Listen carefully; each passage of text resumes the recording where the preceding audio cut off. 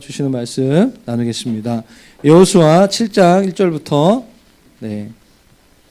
1절부터 21절까지 읽겠습니다.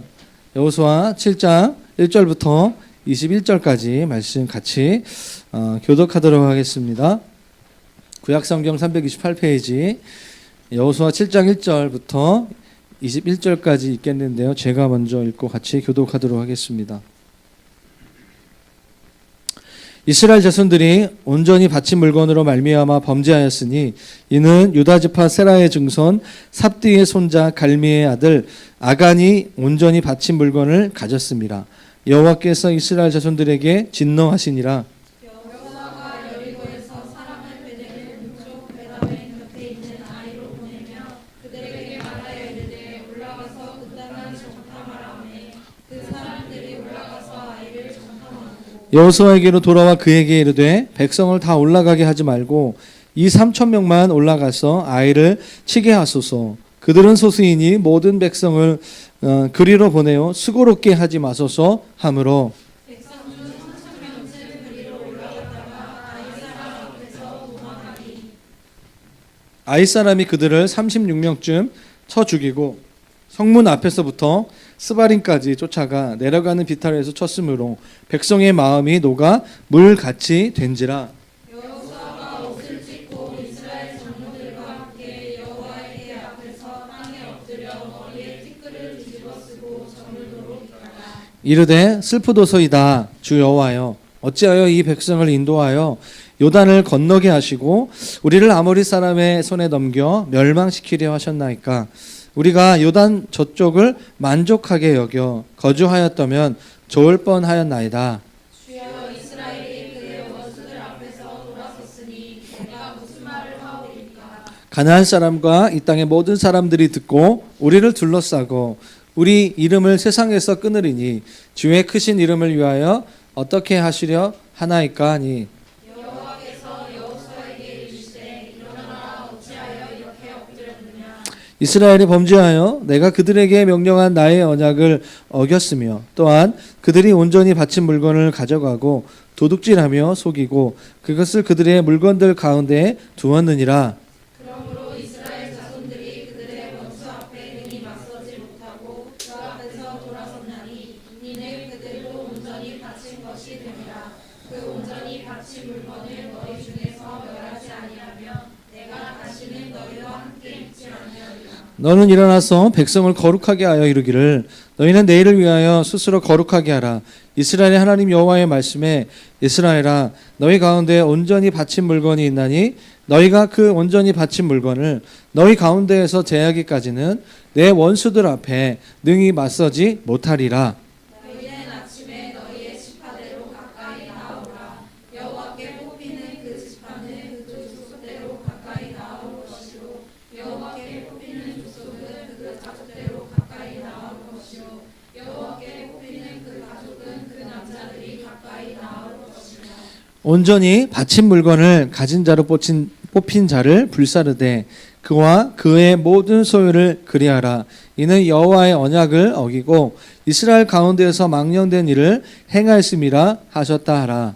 이에 여호수아가 아침 일찍이 일어나서 이스라엘을 그의 지파대로 가까이 나오게 하였더니 유다 지파가 뽑혔고 유다 족속을 가까이 나오게 하였더니 세라 족속이 뽑혔고 세라 족속의 각 남자를 가까이 나오게 하였더니 삽디가 뽑혔고 삽디의 가족 각 남자를 가까이 나오게 하였더니 유다 지파 세라의 증손이며 삽디의 손자요 갈미의 아들인 아간이 뽑혔더라. 그러므로 여호수아가 아간에게 이르되 내 아들아 청하노니 이스라엘의 하나님 여호와께 영광을 돌려 그 앞에 자복하고 내가 행한 일을 내게 알게 하라. 그 일을 내게 숨기지 말라 하니 아간이 여호수아에게 대답하이르되 참으로 나는 이스라엘의 하나님 여호와께 범죄하여 이러이러하게 행하였나이다. 다 같이 읽겠습니다. 내가 노력한 물건 중에 시날산의 아름다운 외포 한 별과 은 200세겔과 그 무게가 50세겔 되는 금덩이 하나를 보고 탐내어 가졌나이다.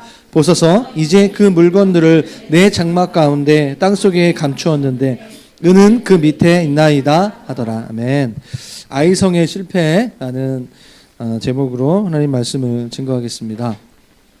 여러분 인생을 살면서 실패한 경험이 한 번쯤은 다 있을 거예요. 어떤 실패가 있으세요? 저도 이렇게 제 인생의 첫 번째 제가 열심히 노력했는데 잘 안 됐던 게 대학 입시 실패. 그래서 재수하면 잘 될 거라 생각했는데 제가 원하는 대학에 또 가지 못했어요. 그래서 한 번 더 도전하게 되고 20살에서 25살까지는 제 인생에서 실패가 많았던 것 같습니다. 그런데 예수 그리스도를 만나고 감사하게 한 3년 동안은 다 잘 되더라고요. 그래서 선교지를 가게 됐죠. 예수 믿고 3년 만에 선교지를 가게 됐어요. 선교지에서 제가 큰 실패를 경험하게 됩니다. 나는 여기서 선교사로 있을 수 없겠다. 저의 인격과 저의 한계를 경험하고 오게 됐죠.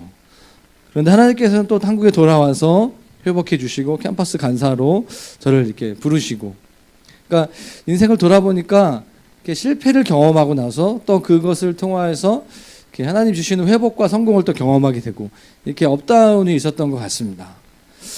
지지난주 여호수아 6장 말씀을 보면 여리고 성을 정복하는 전쟁을 통하여서 이스라엘 공동체는 대승을 경험합니다.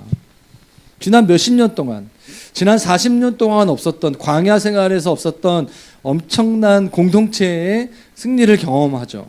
근데 그 일이 있고 난 뒤 얼마 되지 않아서 오늘 공동체는 패배를 경험하게 되고 실패를 경험하게 됩니다. 하나님께서는 우리의 인생의 실패와 또 실수와 연약함을 통하여서 우리에게 가르치는 것들이 있고 그것들을 통하여서 우리에게 변화를 원하시는 것들이 있다고 저는 믿는데, 오늘 이 아이성 전투에서의 실패의 원인을 여호수아가 기록하면서 우리에게 주는 두 가지 메시지가 저는 있다고 믿습니다. 자, 먼저 같이 보도록 하겠는데요. 1절 말씀을 같이 다시 봤으면 좋겠습니다. 여호수아가 이 아이성 전투에서 패배한 이유에 대해서 명확하게 두 가지식으로 가장 처음에 정리하고 있어요. 2절부터 26절까지는 그 실패 원인에 대한 여러 가지 구구절절하게 기록한 건데, 그것을 한마디로 말하면 1절 말씀이에요. 백성들이 온전히 바친, 하나님께 바쳐야 하는 물건으로 말미암아 드리지 않음으로 범죄하였다. 유다 지파의 세라 증손 삽디의 손자 갈미의 아들 아간, 4대에 걸친 이 아간이라는 한 사람이 온전히 바친 물건을 자기가 가졌기 때문에 하나님께서 이스라엘 백성들에게 진노하셨다라고 1절 말씀에 딱 간단하게 정리하고 있습니다. 근데 여기서 먼저 보기 원하는 단어가 하나 있는데요. 범죄라는 단어예요. 범죄라는 단어의 원래 본문에 나와 있는 진짜 의미는 무엇이냐면 의도적인 반역이라는 거죠. 그러니까 우발적인 범죄가 아니라 실수로 우연히 된 것이 아니라 이 아간이라는 사람이 범죄하였는데 자기의 의지를 가지고 죄를 져야 되겠다. 하나님 말씀을 듣지 말아야 되겠다. 의도적으로 위반한 그런 죄라고 이렇게 우리는 이해할 필요가 있습니다. 그런데 1절과 오늘 읽었던 1절과 맨 마지막에 읽던 21절과를 좀 같이 볼 필요가 있습니다. 1절은 단순히 이스라엘이 범죄하였다라고 얘기하고 있는데, 아간이라는 사람이 온전히 바친 물건을 가졌다라고 이야기하고 있는데, 21절 말씀에서는 그가 구체적으로 어떤 것을 탐했는가, 하나님이 하지 말라고 하셨던 것들을 하게 되었는가, 굉장히 디테일하게 수치를 가지고 이렇게 용량을 가지고 기록하고 있는 것들을 우리가 볼 수 있습니다. 21절 말씀 같이 한번 읽도록 하겠습니다. 읽겠습니다. 시작. 내가 노력한 물건 중에 시날산의 아름다운 외투 한 벌과 은 200세겔과 그 무게가 50세겔 되는 금덩이 하나를 보고 탐내어 가져갔나니, 보소서 이제 그 물건들을 내 장막 가운데 땅속에 감추었는데 은은 그 밑에 있나이다. 여기서 주어는 여호수아가 아니라 아간을 얘기하고 있어요. 내가 하나님께서 다 하나님께 바치라고 했던 그 물건을 뭐죠? 내가 내 장막 가운데 땅 속에 감췄는데, 그게 뭐죠? 첫 번째 뭐죠? 시날산의 외투라는 거예요. 시날산의 아름다운 외투, 예, 한 번인데요. 신할이라는 말은 두 강 사이에 있는 땅을 의미하고 있어요. 두 강 사이에 존재하고 있는 땅, 신할산이거든요. 신할산은 어디냐면, 신할산을 말해 그 두 강은 어디냐면 티그리스 강과 유프라테스 강을 말하고 있습니다. 오늘날로 말하면 이라크 지역에 해당되는 비옥한 땅이에요. 그런데 중요한 것은 그 당시에 이 신할산에서 나오는 외투가 굉장히 끝내줬다고 합니다. 명품이었어요. 금실과 은실로 만든 외투였습니다. 그래서 그 당시에 귀족들만 입을 수 있는 옷이 바로 이 신할산 외투였던 것이죠. 오늘날로 말하면 명품 옷을 말하고 있습니다. 혹시 여러분들이 가지고 있는 명품 있어요? 할렐루야. 명품 있어요? 명품 옷이 있습니까? 아니 명품 옷이 아니더라도 여러분들이 가지고 있는 옷 중에 가장 비싼 옷이 한 100만 원 되나요? 예. 100만 원 되고 싶죠? 예. 연예인들이 입는 옷 정말 이렇게 보면 시중에 나와 있는 누구누구가 입었던 명품 옷 정말 이렇게 이상민이 돈이 없는 아이콘으로 나와가지고 빚진 아이콘 나와가지고 다시 돈 벌고 있는데 얼마 제가 TV에서 보는 프로그램 중에 하나가 이제 미운 우리 새끼 중인데요. 맞나요? 미운 우리 새끼. 잘못됐다. 우리 새끼. 하여튼 그런데 가끔 즐겨 봐요. 보는데 이상민이 가지고 있는 것 중에 도끼를 만나고 도끼 가수 도끼. 그런데 자기 외투 정말 이게 되게 화려하더라고. 그거를 선물로 주는 거야. 자기 과거에 잘 나갈 때 그 돈이 굉장히 그 옷이 굉장히 비싸 보여요. 그거를 선물로 최근에 잘 나가는 도끼가 잘 보이기 위해서 하여튼 뭐 그런 내용 최근에 이제 방송에서 봤던 기억이 있습니다. 여러분 명품 그 외투가 얼마나 할까요? 100만 원 넘을 것 같아요. 또 어떤 사람들이 입는 옷은 한 1000만 원 넘는 것도 있을 것 같아요. 상상할 수 없지만 그런 옷을 입고 가는 거죠. 이게 왜 중요하냐면 그 당시에 신할산의 외투는 권위를 상징하는 거였어요. 그 옷을 입고 가면 사람들이 딱 높은 자리에 잔치에 가면 높은 자리에 앉는 거죠. 오늘날 보니까 외제차 좋은 차를 타고 가면 그 밥집에서 딱 할 때 달라요. 대우가 달라요. 뭐 발레 파킹 같은 거 할 때 보면은 대우가 다른 것들을 보게 되죠. 그래서 사람들이 그렇게 좋은 차를 아마 좋은 옷들을 입고 싶어 하지 않은가. 권위를 상징하는 신할산 외투를 입은 자기 자신을 아간이 상상했던 것이죠. 그래서 혼자 너무 신난 거예요. 하나님은 그 옷을 온전히 바치라고 말씀하셨는데 그걸 보니까 눈이 뒤집어진 거죠. 우리 자매님들 지하철역 앞에서 옷가게 지나가다 보면 좋은 것들이 있으면 이렇게 예배드리러 가는 걸 알고 있는데 눈이 가면서 이렇게 멈춰서게 되는 것들을 저랑 같이 사는 분과 함께 이렇게 다니다 보면 이게 목적지를 저는 빨리 가야 되는데 쉽지가 않아요. 중간중간 여기도 가야 되고 여기도 연남동 올 때마다 여기도 가야 되고 그래서 그냥 천천히 거기서 만나자고 이렇게 하는 때가 가끔 있는데 이해는 돼요. 근데 이 아가는 그걸 가져온 거죠. 명품 그 외투를 가져온 거예요. 허영심에 눈이 이렇게 멀게 된 거죠. 이 아가는 하나님 말씀 먹는 것보다 명품 옷 사고 자신의 몸을 치장하는 것에 몰두된 사람이었어요. 여러분 허세가 많은 사람일수록 자존감이 낮은 사람일 수 있어요. 겉모습과 외적인 것에 돈을 쓰고 투자하는 것에 목숨 거는 사람들의 내면은 굉장히 공허하고 낮은 자존감일 수 있습니다. 기독교는요 외적인 것을 치장하는 종교가 아니에요. 기독교는 내면을 가꾸는 종교죠. 우리 내면에 계신 주님으로 만족하면 외적인 것에 몰두하고 집착하지 않을 수 있어요. 그렇다고 일부러 막 주일날 오는데 더러운 옷 입고 막 이렇게 나는 내면이 중요해 하면서 막 일부러 그럴 필요는 없어요. 일부러 그럴 필요는 없지만, 그렇죠? 우리가 여기 보면 21절 말씀 보면 탐내어 가져갔다. 이렇게 자족하지 않는 거죠. 어떤 선을 넘는 것을 말하는 거죠. 허영심과 탐욕으로 눈이 멀어서 말씀을 듣긴 듣지만 말씀이 자기 생각 가운데 역사하지 못하는 거죠. 하나님 우리에게 말씀하시는 것보다 최고의 어떤 권위는 없는 게 복음주의자들. 복음은 우리에게 최고의 만족이 되는 거죠. 근데 그것보다 더 우리에게 눈을 즐겁게 하는 것들로 인하여서 우리가 우리의 관심과 우리의 신경이 빼앗기게 되는 것이에요. 좀 더 볼까요? 신할산의 외투뿐만 아니라 이 아간은 은 200세겔과 50세겔의 금덩이 하나를 더 숨겼어요. 이게 도대체 얼마나 되는 걸까? 이제 계산해보니까 꽤 무거운 거거든요, 사실은. 1세겔이 1.4kg예요. 그러면 이것을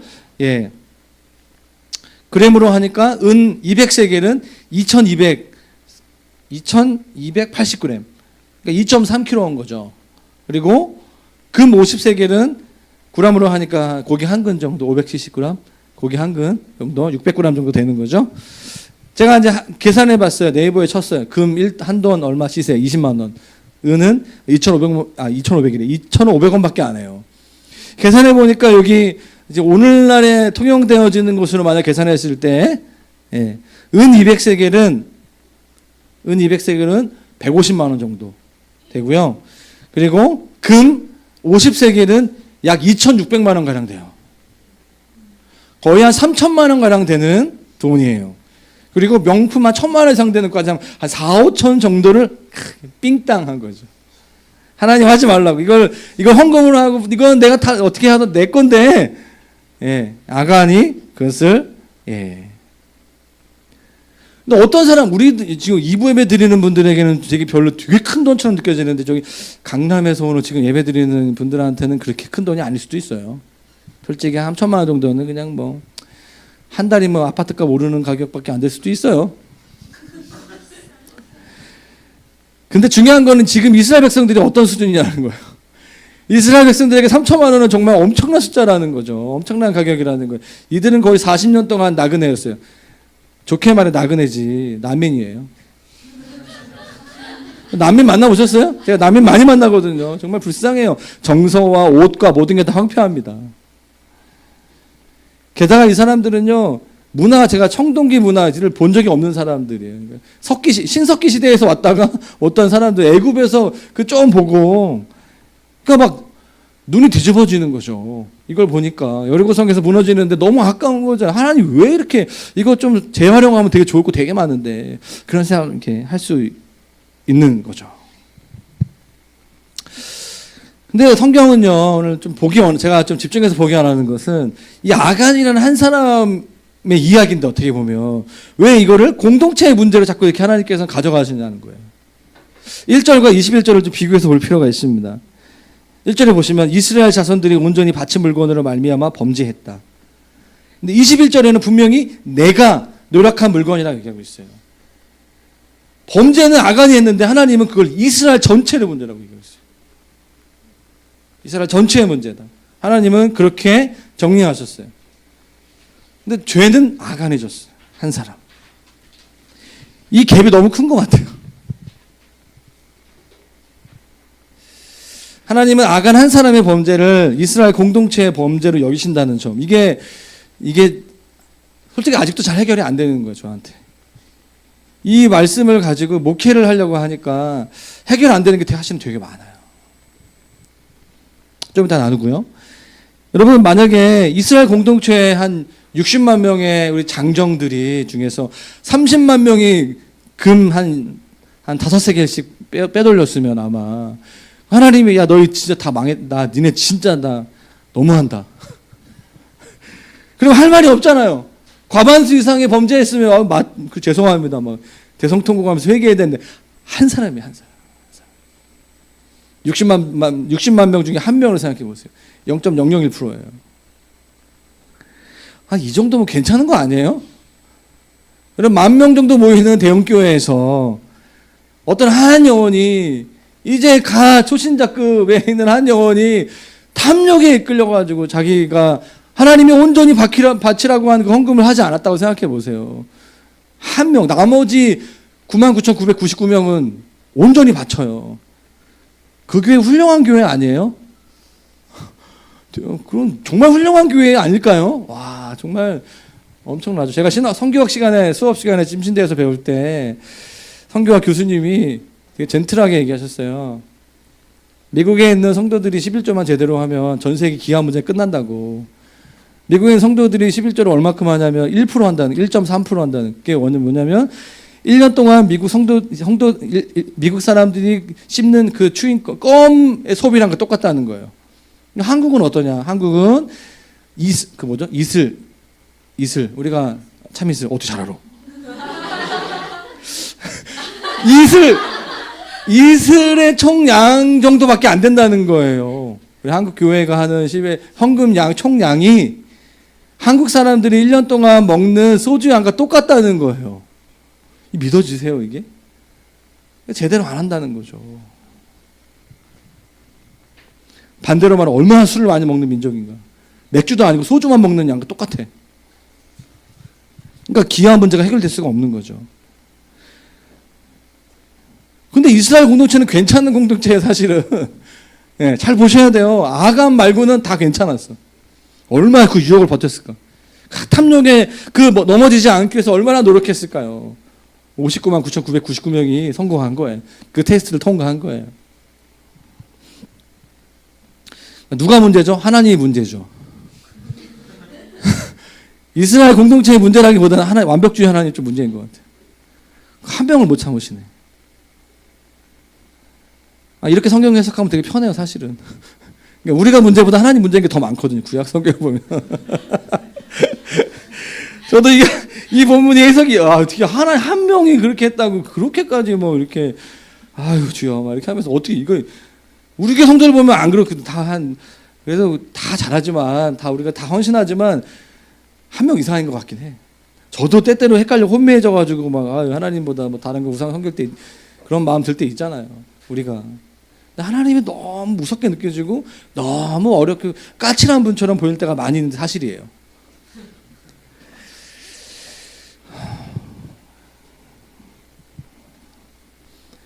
근데 왜 그러셨을까? 하나님의 이 마음을 좀 이해가 되세요? 하나님 왜 그러셨을까? 이들이요 40년 동안 광야에서 난민으로 살았죠. 하나님 말씀이 부어지지만 그 말씀이 자기의 그 앞에 보여진 그 명품 옷, 사람들만 속이면 자기게 될 수 있어요. 눈이 뒤집어질 수 있지 않겠습니까? 자매님들. 아니 홈쇼핑에서 좋은 거 막 이렇게 하는데 카드에 돈이 많아 몇 천만 원 있어요. 한두 개 할 수 있잖아요. 할렐루야.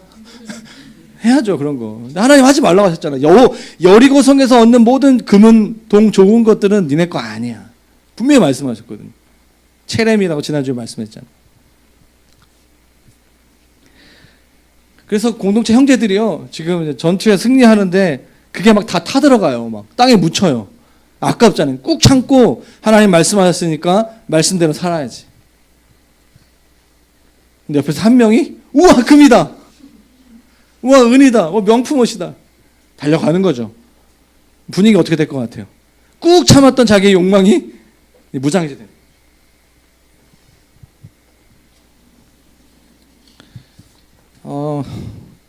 이 의도가 아니면 저 해석이 잘 안 됐어요. 하나님이 왜 이렇게 하셨을까? 여러분, 눌려있던 인간의 욕망이 폭발하게 되면요, 그 힘은 엄청납니다. 엄청나요. 공동체의 모든 형제들이 참고 있는데 한 사람이 탐욕을 부르면 모두 다 따라갈 가능성이 있어요. 우린 다 연약하기 때문에. 단 하나의 죄가 공동체를 오염시킬 수 있는 거예요. 그래서 하나님은 그 부분을 정리하게 원하셨어요. 여러분, 공동체를 세운다 하는데 제가 얼마 전에 목사님 저도 교회 공동체 세우고 싶어요. 고맙다. 그래 한번 잘 해보자 얘기했어요. 근데 공동체를 세운다는 게 뭘까요? 오늘 말씀을 좀 보면서 공동체를 세운다는 게 뭘까요? 저는 되게 쉬워요. 어떻게 보면 우리 각 개인이 하나님 앞에 숨은 죄가 하나님 앞에서 해결되는 거예요. 교회는 유기적인 공동체죠. 어떤 한 사람이 하나님 앞에 범죄하게 되면 그 죄가 다른 사람에게도 영향을 받게 됩니다. 지금 한국 교회는 그런 상태 가운데 처해 있어요. 아무리 작은 교회건 중형 교회건 큰 교회건 규모로 봤을 때 어떤 한 교회가 아무리 거룩하려고 해도 어떤 한 교회가 하나님 말씀의 원리에 어긋나 있다면 그 죄의 영향력 가운데 우리가 그 영향력 가운데 있는 거예요. 우리가 공동체를 세우는 것 중에 여러 가지 것들이 있겠지만 우리 자신이 먼저 아간이 되지 않는 거예요. 적어도 우리가 죄의 문을 열지는 말자. 남들이 정말 하나님 앞에서 거룩하게 살려고 정말 노력하는데 내가 먼저 그 문을 열지 말자. 어떻게 되죠? 하나님 보시기에 죄라고 말씀하시는 것들이 있다면 하나님 앞에 먼저 고백하는 거예요. 회개하는 거죠. 방향을 바꾸는 거예요. 그리고 다시는 그 죄에 넘어지지 않도록 공동체에 오픈하는 거예요. 오늘 소그룹 모임 때 그런 얘기가 많았으면 좋겠어요. 서로 막 자랑하는 거. 나 넘어졌다? 다시 넘어지기 쉽진 않지만 넘어졌어. 너가 기도 안 해서 그런 거야. 너 기도했냐? 나를 위해서. 소그룹에 많았어요. 목회자한테도 이야기하세요. 누가 정죄하겠습니까? 저도 20대 때 넘어졌고요. 지금도 넘어질 때 많이 있어요. 여러분, 우리가 오픈하지 않으면요, 우리 모두가 하나님 앞에 하나님이 그것을 자꾸 들춰내세요.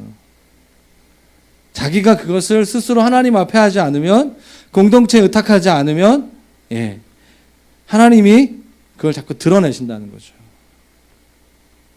왜냐? 그걸 통해서 그 형제 자매가 빛 가운데 거하길 원하고 그 공동체가 거룩하게 원하시는 거죠. 그게 하나님의 방법인 것입니다. 그래서 우리가 공동체를 세우는 게 무엇일까? 오늘 말씀을 볼 때 초대교회 좋은 공동체 이야기도 많이 있죠. 오늘 보면은 좀 무거운 이야기예요, 사실은. 제가 설교를 재밌게 하려고 해도 내용이 무겁기 때문에 어쩔 수 없습니다. 공동체를 세우는 게 무엇일까요? 우리 공동체 안에 아간과 같은 지체가 없기를 중보기도하는 것입니다. 우리 한국교회 안에 아간과 같은 교회 성도들이 없기를 기도하는 거예요. 우리 교회 성도들 중에 한두 명이 아간과 같은 그런 범죄 가운데 있다면 교회 공동체가 고통을 당하고요. 남은 모든 한국교회가 잘해도 한두 개의 교회가 하나님 앞에서 어긋난 채로 계속 있다면 전체 교회가 고통을 당하는 거예요. 그런 생각을 가지고 중보자가 되는 것입니다. 할렐루야? 좀 무겁죠? 좀 무거운 내용이에요, 사실. 그렇지만 하나님께서 이 본문을 통해서 우리에게 말씀하시는 것이라고 저는 믿습니다. 나의 죄가 너의 죄가 되는 거고 나는 잘하고 있는데 너가 어두운 가운데 있다면 그 영향력 안에 공동체가 영향을 받는다는 거예요. 그럼 답은 공동체를 떠나는 것이냐? 그게 아니라는 거죠. 그게 아니고 그것을 회개하고 오픈하고 서로를 위해서 중보하고 서로를 책임지는 그런 공동체로 가는 거죠.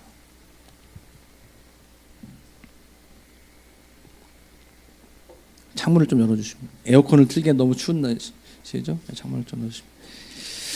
두 번째 보겠습니다. 자, 7장 이제 2절 말씀인데요. 자, 7장 2절 말씀을 같이 한번 읽도록 하겠습니다. 2절 말씀 읽겠습니다. 시작. 여호수아가 여리고에서 사람을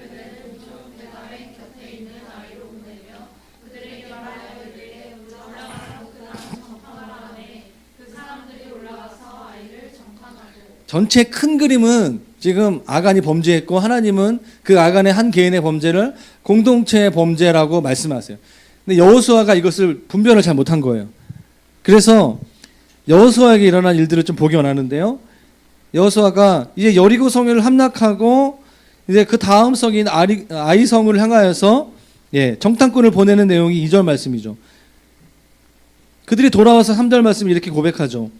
백성을 다 올라가게 하지 말고 한 2, 3천 정도만, 한 군대에 한 5% 정도만 보내도 된다고. 왜냐? 그들은 소수이고 그렇기 때문에 우리가 승리할 것이 명백하기 때문에 괜찮다고 말하는 거죠. 여러분, 이 보고는 지도자 입장에서 봤을 때 얼마나 달콤한 보고인지 몰라요. 야, 드디어 우리에게도 정말 편한 길이 오는구나. 여리고성 그렇게 6일 동안 하루에 한 바퀴, 마지막 날에 7바퀴 돌면서 소리 맞추는 거 진짜 힘들었는데 아이성은 한 3,000명만 가도 되는구나. 여러분, 그거 아세요? 우리의 인생 가운데 편해 보이는 길이 함정일 때가 있어요. 사실은 그 길은 악한 길일 때가 많이 있어요. 인생을 살다 보니까 그럴 때가 많이 있더라고요. 중요한 건 오늘 이 정탐은 단순히 정보에 불과해요. 그 정보를 가지고 하나님의 사인을 구했어야 됩니다.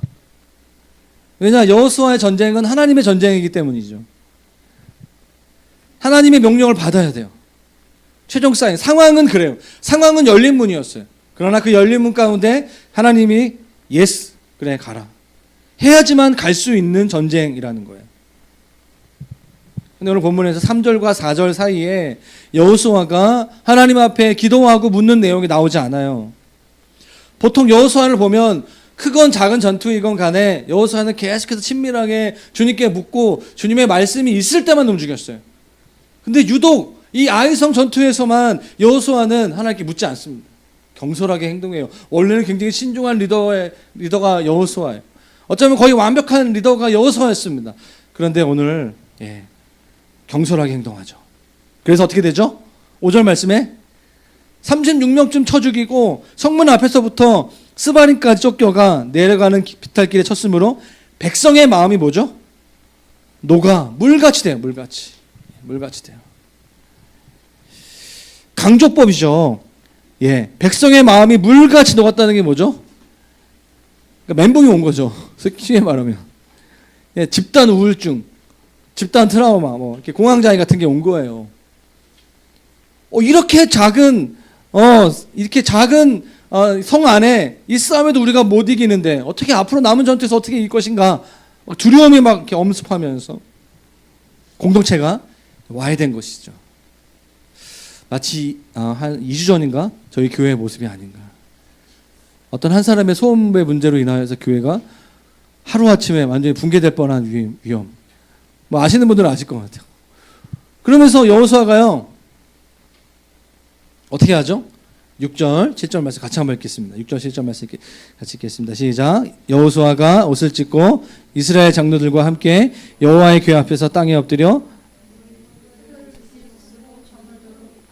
자, 우리 잠듣게 할 겸 7절 같이 읽겠습니다. 시작. 이르되 슬프도소이다. 주 여호와여, 어찌하여 이 백성을 인도하여 요단을 건너게 하시고 우리를 아모리 사람의 손에 넘겨 멸망시키려 하셨나이까. 우리가 요단 저쪽을 만족하게 여겨 거주하였더라면 좋을 뻔하였나이다. 회개는 해요. 그런데 조금 과한 회개를 하죠. 무슨 말이냐면 좀 분노의 표출 같은 회개. 자기 마음의 중심으로부터 나오는 회개라기보다는 오버 액션, 회개의 행위가 있어요. 뭐냐면 옷을 찢어요. 머리에 티끌을 뒤집었어요. 이게 회개의, 구약시대 회개의 방법이었거든요. 그런데 마음의 중심은 잘 느껴지지 않아요. 7절 말씀에 어찌하여 좋을 뻔하였나이다. 이게 뭐죠? 약간 원망의 표현인 것이죠. 분노의 표현. 자책하긴 하는데요. 여러분, 진짜 회개랑 후회하는 거랑 달라요. 진짜 회개하면 하나님 앞에 하나님과 사랑이 회복되죠. 근데 후회하잖아요. 그럼 원망만 남아요. 그렇게 하지 말걸. 그러니까 어떤 마음이 들죠? 하나님을 향한 원망으로 나아가는 거예요. 일종의 푸념인 거죠. 기도라기보다는 그냥 한풀이? 기도하다 보면, 기도 소리를 듣다 보면 이제 한풀이 하는 경우가 이렇게 보여요. 물론 이게 그 한풀이 기도를 잘하는 사람이 있죠. 다윗이 잘했어요. 다윗이 시편을 보면, 그래서 우리가 힘들 때마다 직장 생활 3년 정도 하면 시편을 많이 읽어야 돼요. 이게 분노와 이 억울함들을 잘 안 풀리거든요. 이렇게 한 맺힌 것들이 잘 안 풀리기 때문에 시편 말씀을 보면서 제가 한 40이 넘어가면서 시편을 너무 은혜가 내 마음속에 있는 거 응어리들을 이제 보면서 하나씩 풀어내는. 잘 안 풀려요. 기도를 아무리 많이 해도. 여호수아가 그랬던 것 같아요. 근데 나중에 알고 보니까 이게 아간 때문이었어요. 그 죄가 그 공동체를 뒤엎으니까 이 지도자였던 여호수아가 굉장히 혼미해진 거예요. 평상시 같으면 분별할 수 있었는데 계속 원망하는 마음이 들고, 문제의 원인을 하나님께로 돌리게 되는 거죠. 사실은 그게 하나님의 문제가 아니었잖아요. 여러분, 하나님 나라의 리더가 하지 말아야 될 것이 있는데 그게 뭐냐면 하나님을 향한 원망이에요. 여러분, 하나님께 쓰임받고 싶죠? 하나님께 쓰임받고 싶으면 원망하면 안 돼요. 한두 번 하더라도 금방 돌이키셔야 돼요. 습관적으로 하시면 안 됩니다. 왜냐? 우리가 하나님을 향한 원망하는 마음이 있으면 다른 사람들을 하나님께로 인도할 수 없기 때문이에요. 영혼을 섬길 수가 없기 때문이에요. 오늘 여호수아가 자신의 문제 가운데 완전히 매몰되어 있는 장면이에요. 그게 바로 8절에서 9절 말씀인 것입니다. 주여, 이스라엘 백성이 그의 원수들 앞에서 돌아섰으니 내가 무슨 말을 하오리까? 가나안 사람과 이 땅의 모든 사람들이 듣고 우리를 둘러싸고 우리 이름을 세상에서 끊으리니 주의 크신 이름을 위하여 어떻게 하시려 하나이까? 이게 뭐죠? 다른 가나안 사람들과 그 아모리 족속들이 우리를 얼마나 우습게 여기겠냐는 거예요. 얼마나 우습게 여기겠느냐. 이 여호수아의 분노의 메시지를 좀 볼 필요가 있습니다. 이 회개, 이 멘트에 그 깔려있는 여호수아는요, 하나님이 이 사건들을 통하여서 우리에게 주시는 메시지에 초점을 맞춘 것이 아니라 우리가 지금 공격을 받았고 패배하였고 우리가 다른 사람들이 우리를 어떻게 보는 것에 대해서 굉장히 민감한 상태 가운데 있었던 것입니다. 다시 말하면 여호수아는 하나님이 이스라엘의 그 숨은 죄로 인하여 하나님 당신께서 얼마나 고통스러워하고 계신 것보다는 세상 사람들이, 가나안 족속들이 자기들을 얼마나 얕보는지 그것에 더 예민하게 반응하고 있다라는 것입니다.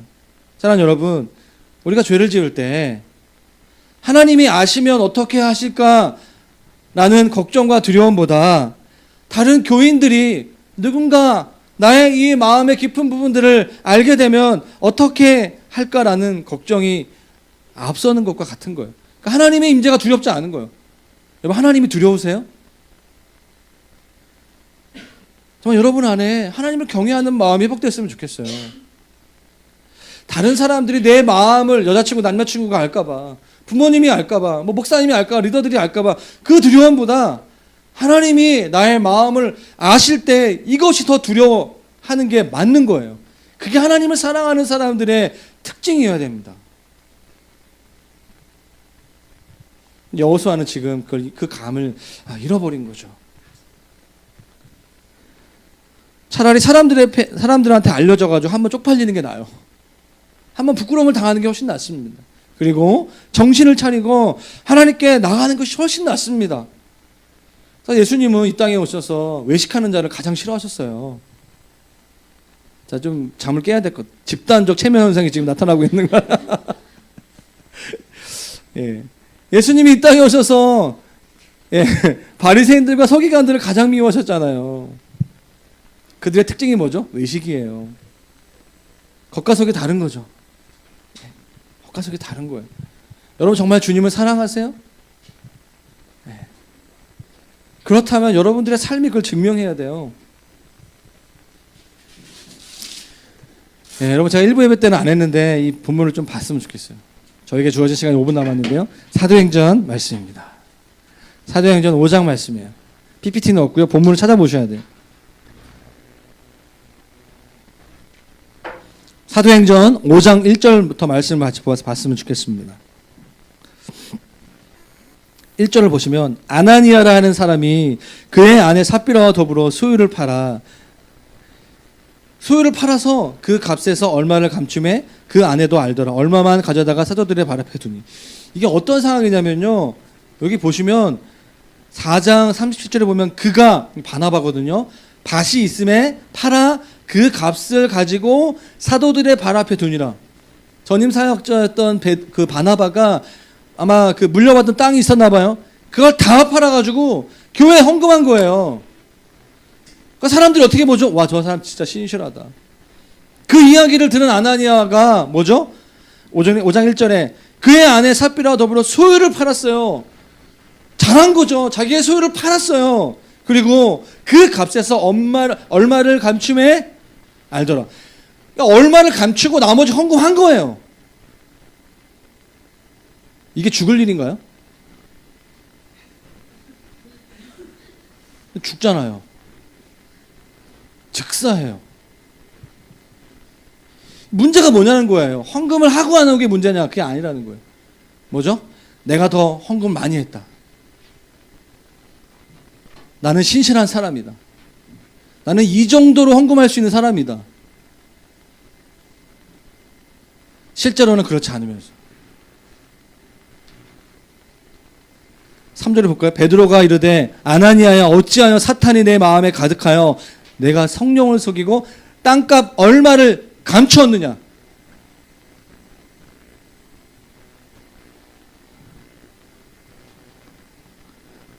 여러분 헌금을 했는데 죽을 수도 있어요. 되게 황당한 본문이거든요. 주님이 원하시는 것은 액수가 아니라는 거예요. 전 집을 팔지 않아도 돼요. 근데 중요한 거는 전 집을 자기 재산을 다 팔아서 헌금한 것처럼 했지만 사람들은 그렇게 알고 있지만 실제로 자기의 마음속에서는 그거를 할 만큼의 능력이 없었던 거예요. 그래서 일부를 자기가 갖고 있었던 거죠. 그러면서 다 헌금한 거죠. 하나님 그걸 너무 미워하신 거예요. 외식이죠. 영적인 외식. 실제로는 거룩하지 않고 실제로는 자기의 마음속의 탐심이 해결되지 않았는데 다른 사람들이 봤을 때는 그 사람의 집을 판 정도로 헌신된 사람이라는 거죠.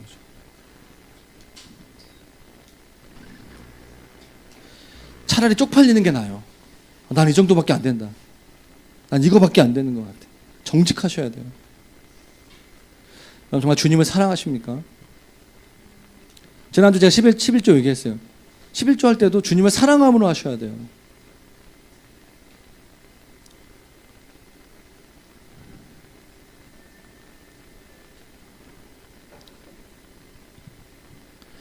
하나님은요 이스라엘 공동체에게 여호수아 리더를 통하여서 말씀하십니다. 공동체 안에 숨은 자가 있는 것과 그것 때문에 전쟁에서 패배할 수밖에 없었던 이유에 대해서 말씀하고 있습니다. 지난주에도 읽었는데 10절에서 15절까지 말씀인데요. 15절 말씀만 제가 읽겠습니다. 온전히 바친 물건을 가진 자로 뽑힌 자를 불사르되 그와 그의 모든 소유를 그리하라. 이는 여호와의 언약을 어기고 이스라엘 가운데에서 망령된 일을 행하였습니다. 망령된 일이 무엇이죠? 다른 번역으로 멍청한 일이에요. 사악한 일. 바보라는 거예요. 하나님이 말씀하신 것을 지키지 않는 건 정말 바보 같은 일이라는 거예요. 하나님이 우리를 가장 잘 아시는 거죠. 근데 그것을 믿지 못하는 거예요. 제가 이번 주에 제가 여러분들을 위해서 기도하는데 이 말씀이 떠올랐어요. 열왕기하 6장 말씀이에요. 찾아보실 분들은 찾아봤으면 좋겠는데 없는 분들은 제가 읽어드릴게요.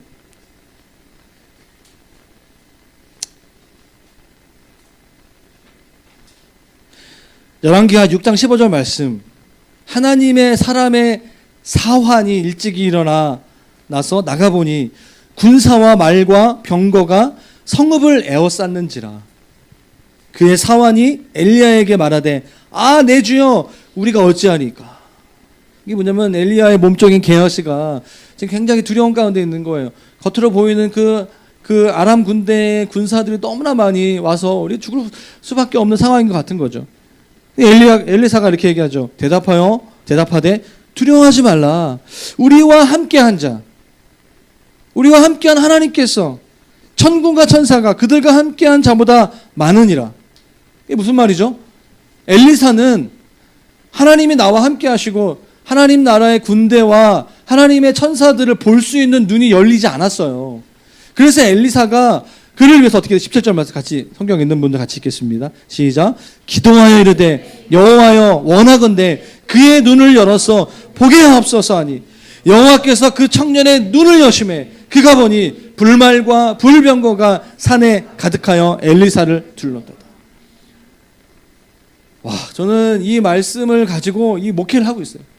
이 청년 보시면 기도하여 이르되 여호와여 주님 원합니다.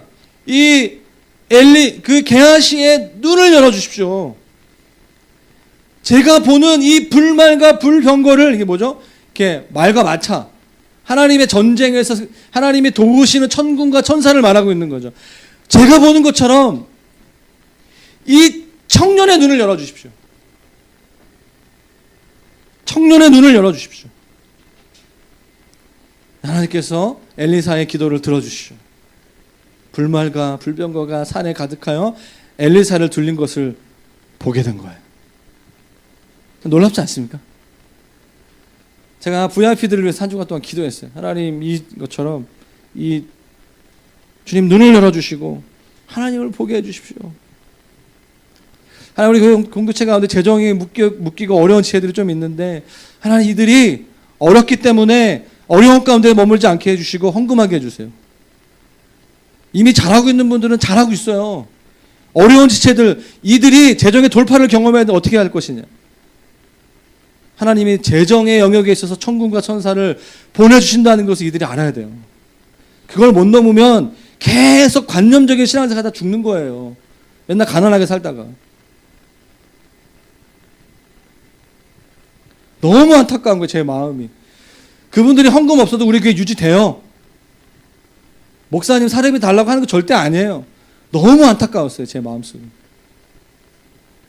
대대로 이어지는 가난들, 대대로 이어지는 직장의 비정규직의 문제들 하나님 해결되어야 된다. 하나님이 어떤 분이시냐라는 거예요.